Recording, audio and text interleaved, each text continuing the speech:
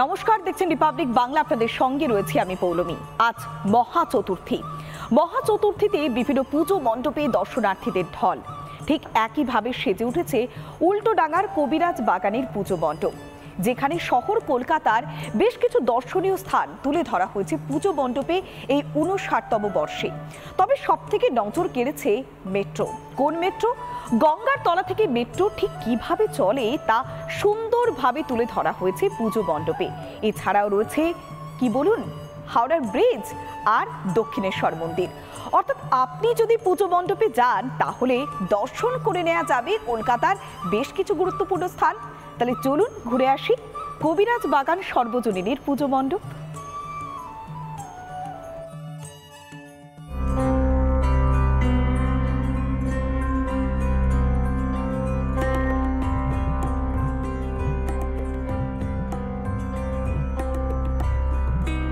কবিরাজ বাগান সার্বজনীন দুর্গা উৎসব এবার ৫৯ বছরে তাদের পুজো করলো, আর এবারই তারা চমক দিয়ে দিল।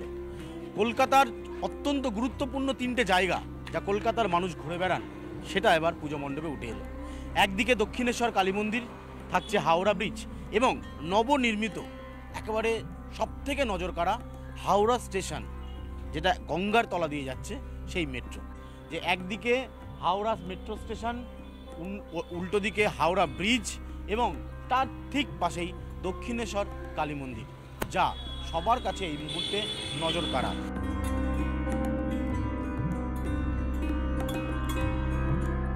হাওড়া মেট্রো স্টেশন থেকে ভেতরে প্রবেশ করার সময়, অর্থাৎ গঙ্গার তলা দেখে যে মেট্রো যাবে, সেই মেট্রোর যে একটা আধুনিকীকরণ যে সাজিয়ে তোলা হয়েছিল, সেখানেই গোটা মণ্ডপ জুড়ে এই মেট্রো স্টেশন তৈরি করা হয়েছে। একেবারে মেট্রো যেভাবে চলে গঙ্গার তলা দিয়ে নীল আলোয়, যেটা ভারতীয় মেট্রো রেল যেটা চালু করেছে, সেই রকমই নীল আলোর ব্যবস্থা থাকছে। সম্পূর্ণটাই এয়ার কন্ডিশন রাখা হচ্ছে, কারণ প্রচুর দর্শনার্থী তারা আসবেন। গোটা মণ্ডপ জুড়ে একদিকে দক্ষিণেশ্বর কালী মন্দির, অন্যদিকে ভারতীয় রেলের অন্যতম শ্রেষ্ঠ উপস্থাপনা বলে যে গঙ্গার তলা দিয়ে মেট্রো, সেই ইস্ট ওয়েস্ট মেট্রো, এবং একইভাবে দক্ষিণেশ্বর মন্দির। এবার আপনি প্রবেশ করে যাচ্ছেন সরাসরি দক্ষিণেশ্বর মন্দিরে।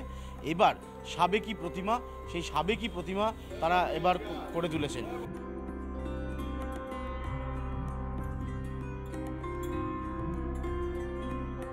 গঙ্গার নিচে মেট্রোটা কি উপভোগ করবে, অনেকে পুজোর সময় এসে তারা গিয়ে চড়বে, আর একটা প্যান্ডেলে এসে সেই উপভোগটা কবিরাজ বাগানে পাবে। ব্রিটিশরা করে গেছে হাওড়ার ব্রিজ, আর মনে হয় সেকেন্ড আমি এইটা করলাম।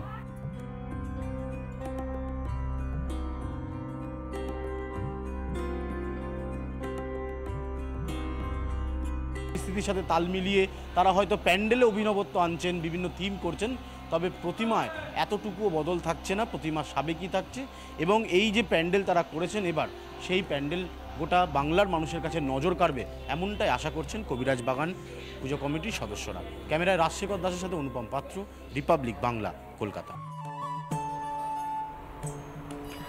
গঙ্গার তলায় মেট্রো ঘুরে নিশ্চয়ই দেখে নিলেন দক্ষিণেশ্বর মন্দির, হাওড়া ব্রিজ। আর এবার একটু আপনাদের মনে করাই পুরানো সেই দিনের কথা। হ্যাঁ, সুরুচির সঙ্গের এবারের পুজোর থিম পুরানো সেই দিনের কথা। অথচ সেই পুরনো জিনিস, পুরনো সেই টেলিফোন, পুরনো সেই টিভি কিংবা হাতি টানা রিক্সা হয়তো অনেকেই ভুলে গিয়েছেন। তবে সেই সমস্ত জিনিস, অর্থাৎ হারিয়ে যাওয়া সেই সমস্ত পুজোর জিনিস আমরা দেখতে পাবো কোথায়? না, সুরুচি সংঘের পুজো মণ্ডপে। দক্ষিণ কলকাতার বেশ কিছু জনপ্রিয় পুজো রয়েছে এবং সেই জনপ্রিয় পুজোগুলোর মধ্যে অন্যতম হচ্ছে সুরুচি সংঘের পুজো। আমরা আরো বিস্তারিত জানবো, কেননা এখানেই তো মানুষজনের ভিড় উপচে পড়ছে। সেই সুরুচি সংঘ থেকেই সরাসরি রয়েছে আমাদের প্রতিনিধি তুলিকা।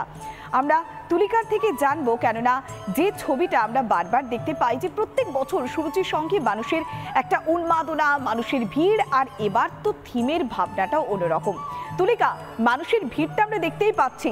এখন ঘড়ির কাঁটায় 5:30টার খানিকটা বেশি হয়েছে, তাতেই মানুষজনের উপচে পড়া ভিড়। শুধু কি থিমের টানে, নাকি বাত্রি মূর্তি, সবটা মিলিয়ে জমজমাট সুরুচি সংঘ? তুলিকা।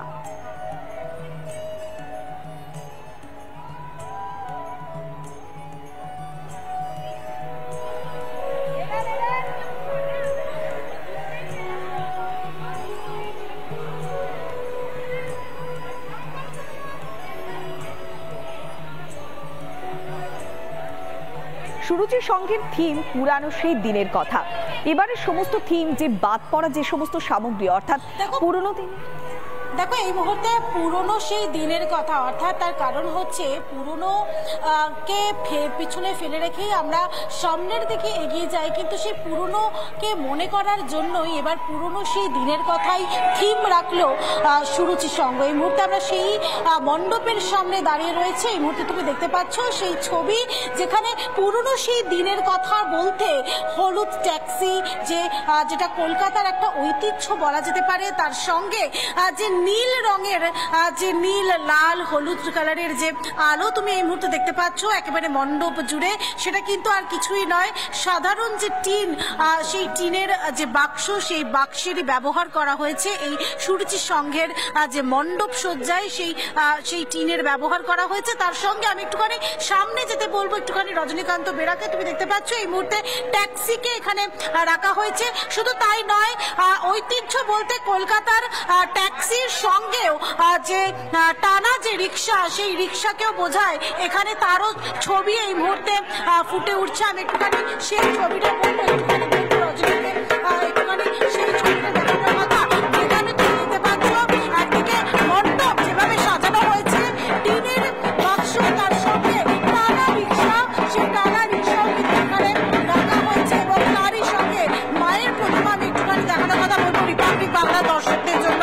অর্থাৎ একদিকে পুরনো সেই দিনের কথা, পুরনো কলকাতায় কি কি চালু ছিল, কি কি ব্যবহার হতো, সেটাকেই কিন্তু এখানে তুলে ধরা হয়েছে সুরুচি সংঘের পক্ষ থেকে। তারই সঙ্গে ঢাকের তালে এই মুহূর্তে কাটিয়ে পড়ে গিয়েছে।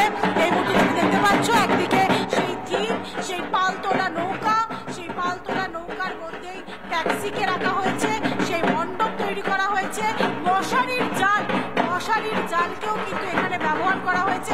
আজকালকার যুগে আর কেউ মশারি পরে না, আর সেখানে এখানে মশারির জালকে ব্যবহার করা হয়েছে। এভাবেই এই মণ্ডপ প্রস্তুত করা হয়েছে। তারই সঙ্গে একদিকে যারা মহিলারা রয়েছেন তারা কিন্তু এই মুহূর্তে তুমি দেখতে পাচ্ছ, এই মুহূর্তে দেখতে পাচ্ছ আমি একটুখানি দর্শনার্থীদের সঙ্গে একটু কথা বলার চেষ্টা করবো, যারা এসেছে তাদের সাথে কথা বলবো। কোথায় কোথায় প্ল্যানিং রয়েছে? খুব ভালো লাগছে।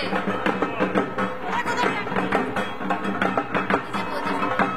একদম পুরোনো দিনের নতুন জিনিসগুলোকে ফিরে পাওয়া খুব ভালো লাগছে।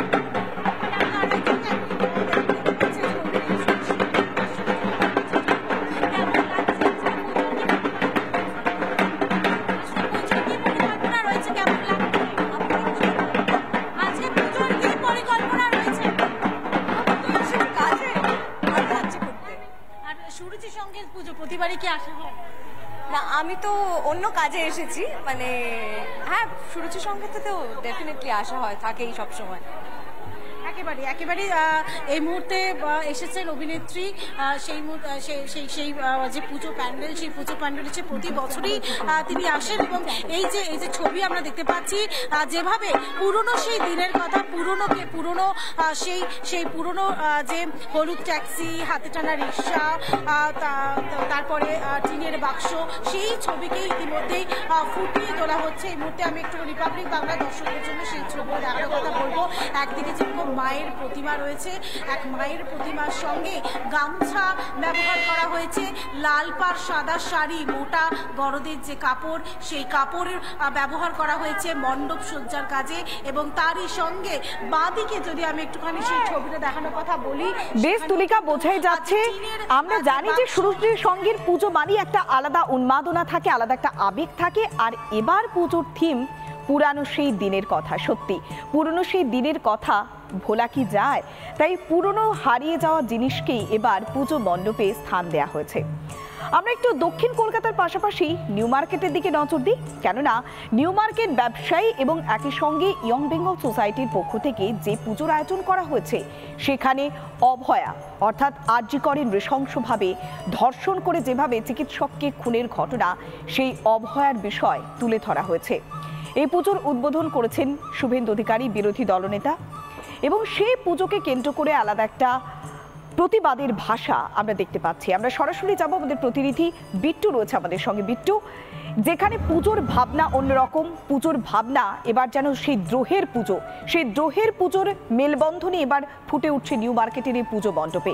কিভাবে তাদের ভাবনা এবং এই পুজোর মধ্য দিয়ে কি বার্তা দিতে চাইছে পুজো উদ্যোক্তারা, বিট্টু।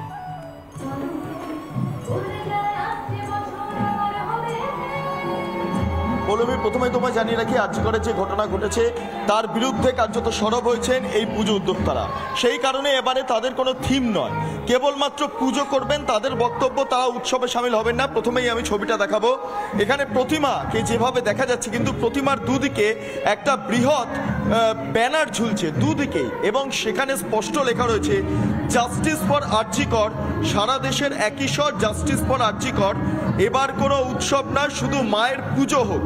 অর্থাৎ এবারে কেবলমাত্র পুজোটাই করা হবে, এবারে কোনো উৎসব করা হচ্ছে না বা উৎসবের মাধ্যমে এই পুজোকে তুলে ধরা হচ্ছে না।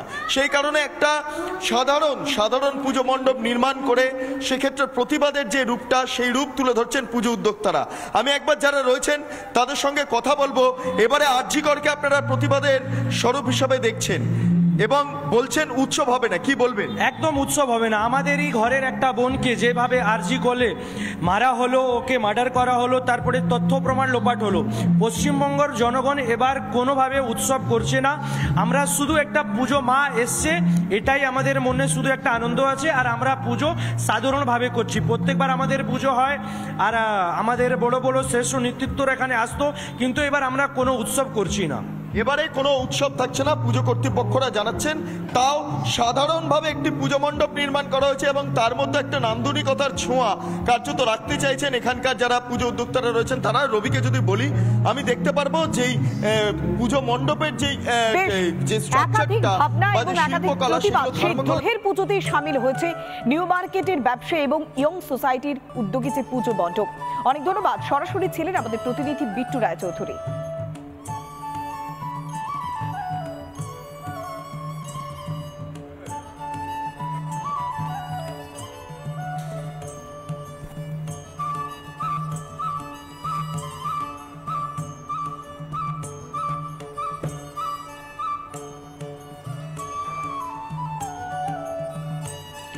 দেবযানী মুখার্জি তৈরি করেছে নানিঘর নামের ফুড চেন, যার মাধ্যমে কর্মসংস্থান হয়েছে বহু মহিলার। তবে একদিনে তৈরি হয়নি এই নানিঘর, যার নেপথ্যে রয়েছে অক্লান্ত পরিশ্রম। দেবযানীর এই জার্নিকে সম্মান জানায় রিপাবলিক বাংলা, ডক্টরস চয়েস, নারী শক্তি।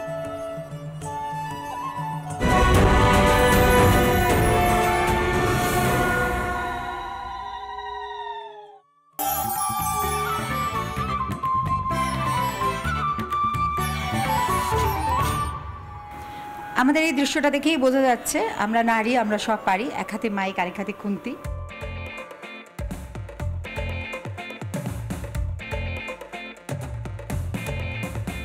মনে হলো যদি আমরা এরকম একটা প্ল্যাটফর্ম তৈরি করি যেখানে আমরা মেয়েরা যারা ঘরে বাইরে কাজ করতে করতে হাঁপিয়ে উঠছি, তারা খুব ভালো খাবার পেতে পারি। পাশের বাড়ির ওই কাকিমার থেকে, যে কাকিমা হাঁপিয়ে উঠছে তার একাকিত্বে, অথচ তিনি ভীষণ ভালো রান্না করতে পারেন। তাহলে এরকম যদি একটা প্ল্যাটফর্ম হয় যে উনি খুব ভালো রান্না করলেন, উনি সেই প্ল্যাটফর্মে সেই রান্নাটা আমরা অর্ডার করলাম, আমরা যারা মায়েরা ঘরের বাইরে দুদিক সামলাতে সামলাতে হাঁপিয়ে উঠছি, এবং ওনারাও একটা অর্থনৈতিকভাবে নিজেদের এগিয়ে চললেন, আমরাও একটা মেন্টাল পিসে চলতে পারলাম। এই সূত্র ধরে আমার মাথায় ভাবনাটা এসেছিল। যখন আমার মাথায় ভাবনা এসেছিল, আমার এক বন্ধু সে বলেছিল এটা মামার বাড়ির আবদার, এটা হতেই পারে না। তখন আমার মাথায় এটা এসেছিল মামার বাড়ির আবদারটাই হবে। তাই জন্য নাম দিলাম নানিঘর। কারণ এটা তো শুধু বাংলায় নয়, এখন আমরা দিল্লিতে আছি, আমরা গুরগাঁওতে আছি, আমরা খুব তাড়াতাড়ি ব্যাঙ্গালোরে যাব।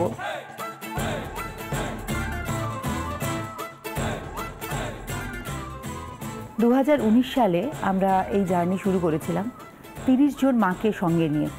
এখন এই জার্নিটা প্রায় 300 জন মায়েরকে ছাড়িয়ে গেছে কলকাতায়, এবং টোটাল আমাদের 600 জন মাকে নিয়ে এই জার্নি।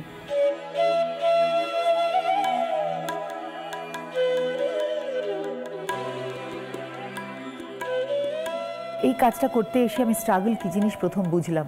এটা যখন একটা ট্রানজিশন হয়, প্রচণ্ড জিদ মনের ভেতরে না থাকলে এই ট্রানজিশনে মাথা উঁচু করে 5 বছর দাঁড়িয়ে থাকা যায় না। সেটা আমার আছে। আমি ভীষণ জেদি, ভীষণ জেদি।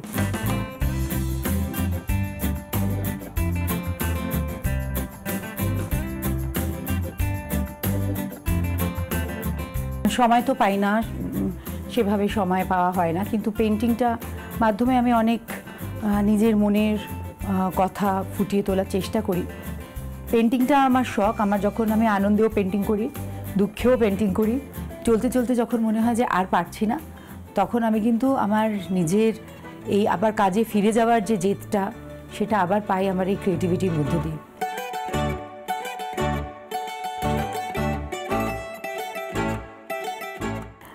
লেখা পড়া এগুলো তো আমাদের বাঙালিদের একটা অংশ, খুব ভালোবাসি। তবে লেখিকা আমি কোনোদিনও ভাবতেও পারিনি যে আমি লিখতেও পারি।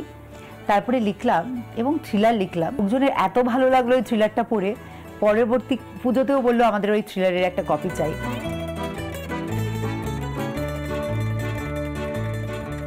আমার স্বপ্নটা কিন্তু ইন্ডিয়ার নাম্বার 1 স্টার্ট আপ হওয়ার নয়।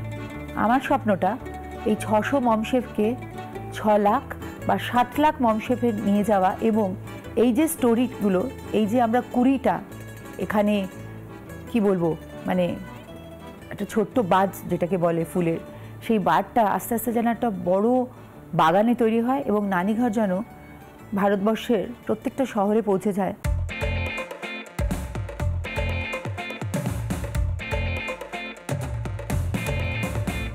এখানে কেউ কারোর বস নয়, সবাই আমরা এন্টারপ্রেনার। শুরুটা হয়তো আমি করেছিলাম, আমার হাত দিয়ে হয়তো শুরুটা হয়েছিল, কিন্তু এই আমার সঙ্গে যারা আছে তারা সবাই আমার সঙ্গে এই যাত্রায় পথিক। শুধু নারী শক্তি দেবী দুর্গা নয়, নারী শক্তি শুধু চণ্ডী নয়, আমরাও এক একজন নারী শক্তি, এবং আমাদের ওপরেও সারা ভারতবর্ষের, সারা পৃথিবীর ভালো থাকা ডিপেন্ড করছে। প্যাশন না থাকলে কিন্তু কোনো কাজ হয় না। প্যাশন থাকলে আমরা যদি পড়েও যাই, আমরা কিন্তু আবার উঠে দাঁড়াতে পারি। যারা নতুনভাবে এগিয়ে চলেছ, ভয় পাওয়ার কোনো কারণ নেই। কোনো কিছুই কিন্তু পৃথিবীতে ব্যর্থ নয়, ব্যর্থতার মধ্যেও সাফল্য থাকে।